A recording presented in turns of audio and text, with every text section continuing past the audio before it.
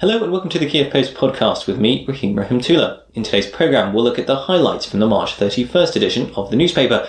We'll be discussing some new figures we have on the size of the Russian proxy forces in eastern Ukraine's Donbass region, and we'll find out why industrial parks are not working as sources of economic growth. But first we turn to our cover story, which is about a new law in Ukraine which requires activists from anti-corruption NGOs to file electronic asset declarations. Staff journalist Oleg Sukov wrote the story and he joins me now. Oleg, the rather provocative headline on the story is Poroshenko's Revenge, referring, of course, to Ukrainian President Petro Poroshenko. What does the headline mean? So it means that last year, in September, Ukraine's civil society and its Western partners forced Ukraine's, officials, its top officials, to file so-called electronic declarations, which are much more comprehensive, much more detailed than the previous declarations. And as a result, the whole society saw what kind of mind-boggling wealth these top officials have. And there was a lot of indignation. It was like a big scandal, though everyone knew that Ukraine's top officials were corrupt. This was just another major proof. So the premise of this headline is that Poroshenko and his allies were so outraged with the fact that they were forced, under Western and public pressure to publish those declarations, that they wanted to take revenge on those activists and journalists who exposed their corruption. So, hence the title. And so what does this mean now in practice? Are these NGOs and other anti-corruption activists going to have to publish their assets? So basically, under the current law, which Poroshenko signed last week, anti-corruption activists will have to file these electronic declarations. But the wording of the law is so vague and it's absurd from the legal viewpoint, because if we believe the literal meaning of the words, then anyone who has anything to do with fighting corruption will have to file electronic declarations. And this is totally subject to an investigator's imagination or interpretation, prosecutor's imagination. So it's so arbitrary that it can't be considered like a real bill, a real law. So technically, it could apply to activists of anti-corruption NGOs, anti-corruption journalists, like investigative journalists. Especially journalists who get grants, like anti-corruption grants, could apply to even to anti-corruption protesters at opposition rallies. It could apply to it could apply even to suppliers and contractors and donors of anti-corruption NGOs. So it will, I'm pretty sure, it will be amended in some way, because now the language is so vague and no one knows how it will be implemented. And Poroshenko said last week at a meeting with activists that he would amend the law, but at the same time he agreed with the basic idea itself. It's declarations for anti-corruption activists. But I think personally that the idea itself is absurd, and it is revenge for corrupt. Declarations for corrupt officials. How is Poroshenko justifying this? So Poroshenko and his people are saying that anti-corruption activists should be accountable, should be held to account before society. But if we compare those very detailed declarations with Western experience, in the West there is nothing like that. In the US, and there is no law actually targeting specifically anti-corruption NGOs. The fact that the Ukrainian lawmakers targeted specifically anti-corruption NGOs means that it was, personal revenge. So they didn't cover any other NGOs. It's a bit absurd, it's like basically selective justice, it's discrimination. Basically, it provides the Ukrainian government with a tool of totalitarian control over activists. And this is very dangerous, because basically it will be used to fabricate cases, to persecute activists, because when you expose the wealth of corrupt officials, it's like the law enforcement authorities, in many cases, they don't care. they don't punish them. But if you expose some, assets of anti-corruption activists, they will surely use them, even if there is no crime, they will use them to persecute them. So that's why it's dangerous. That sounds very ominous indeed. And what's the response been like from outside Ukraine, from the European Union, from the US? So basically, the West, there was almost a unanimous reaction from the West that these amendments should be cancelled. Everyone in the West understands that this is a totalitarian measure. This law is also often compared to, Russia's foreign agent law, which basically destroyed NGOs and civil society in Russia. So that's why it's very, very dangerous. And another point I wanted to make is that Poroshenko, he agreed that some parts of the law should be amended, but a lot of people think that this is like a ruse, and this is like a game he's playing, that he's probably gonna try to fool civil society into thinking that he's going to amend this law, but in reality, it won't. Those amendments might be very technical and insignificant, but in the end, he'll get what he wants. He'll get basically semi-totalitarian control over anti-corruption activists and NGOs. So this latest law may be just one sign of a growing monopolization of power. Yes, it's part of an authoritarian trend. It's, in Ukraine's history, there were several attempts to introduce authoritarianism, under Kuchma, under Yanukovych, and now under Poroshenko.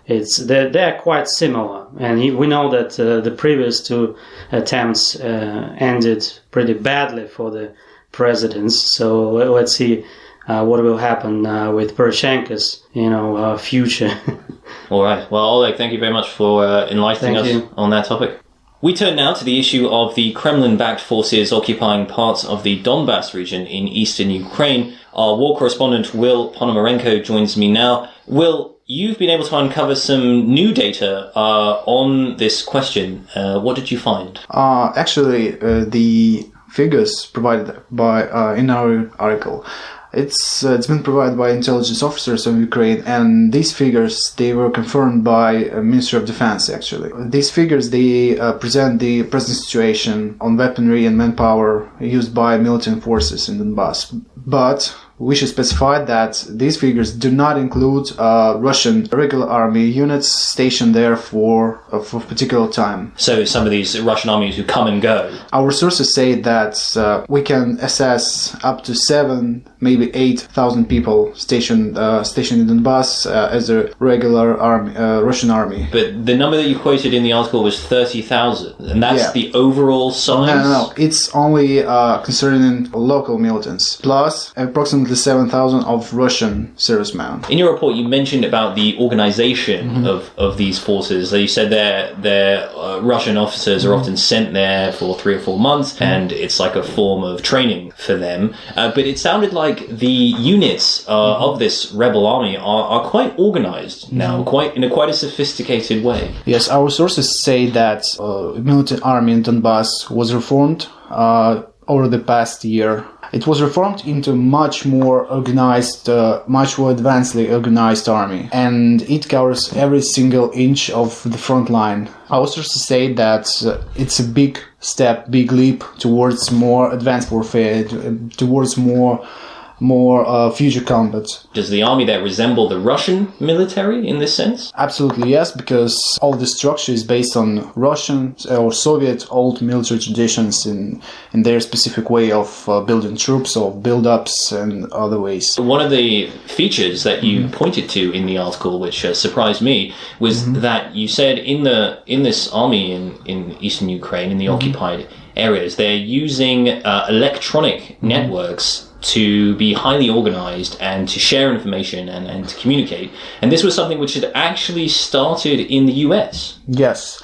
One thing that surprises me when I was investigating this case is that they actually use United States doctrines of warfare. For instance, it's the network-centric warfare, the so-called doctrine developed by Pentagon in 1990s and initially practiced in Iraq War. It provides not exactly electronic network, but it's a steady network of communicating between the units, between every single unit. unit, which is a part of bigger army components. So having a connection, a real-time mode connection, they can communicate within seconds, within moments, and they can be given orders and respond to the orders and give actions in real-time mode. What is mysterious in this fact that they actually practicing this kind of warfare is that they try to chase 20 years old United States military doctrines, but for what reason? In previous years, in this conflict in the Donbass, we've seen that in the summer months there has been offensives there by the Russian troops.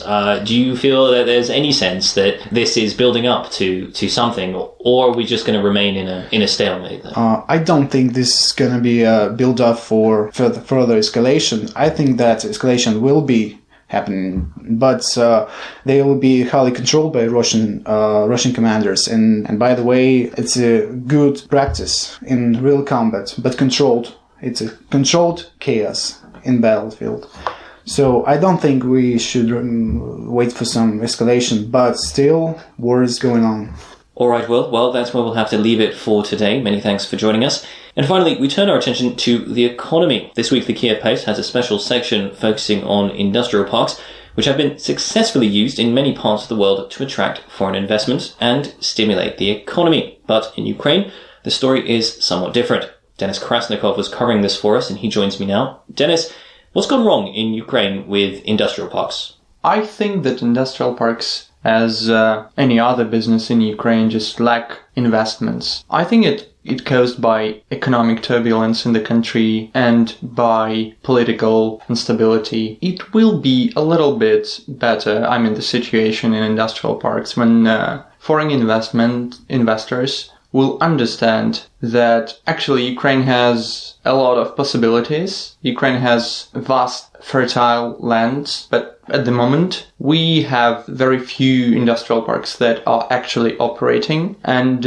most of them are not registered, even with the economy ministry. Is there more the Ukrainian government should be doing? I think that Ukrainian government should invest more in projects like this. The problem is that Ukraine just doesn't have enough money for that at the moment. At least that's what I understood while I was working on the story. When we compare money injections from investors that were launching industrial parks in Ukraine with the governmental help, it becomes a little bit strange because investors really invested more than 10 million, $15 million into one single project, and at the same time the government just put 200,000. Do you think it's got to take something like the end of the war in eastern Ukraine before, for example, at least foreign businesses might start looking at Ukraine differently and see it as a viable option for investment? Well, maybe that's a problem of image of Ukraine on the international arena. I think as soon as the war ends and as soon as the government of Ukraine succeeds in promoting Ukraine on the international area, investors will come and they will bring enough money to build huge industrial parks that will operate and generate more money. Industrial parks are a beautiful idea because people can really move their production activities from centers, from cities, from big cities that are already overladen with the with the smoke, with the pollution from plants and so forth, and they will be able to move it to suburbs, to green areas where they will be able also to build a good business. I think, Ukraine does have a lot going for it in that sense, and for any business looking for a cheap place to make their goods, and one which is geographically as well quite favourable. We've got Europe to the west, we've got Russia to the east, so Ukraine on paper I think does have a lot going for it. Well, that's why local governments started launching their own industrial parks. They registered all of them, but they're not able to move, to put enough money into these projects. So in practice, the different regions of Ukraine, they've announced that they have industrial parks, but what is this? Often this is just a name on a piece of paper. Yes, that's right. All right, Denis. Well, that's where we'll have to leave it today. Obviously, this is something which may grow in the future, but for now, that's industrial parks. Yeah, that's it. Well, that's all we have time for this week. Thanks for tuning in. If you want to read any of the stories that we've been discussing today on the program, you can do that at our website, kyivpost.com, or pick up a copy of the paper. Until next week, goodbye.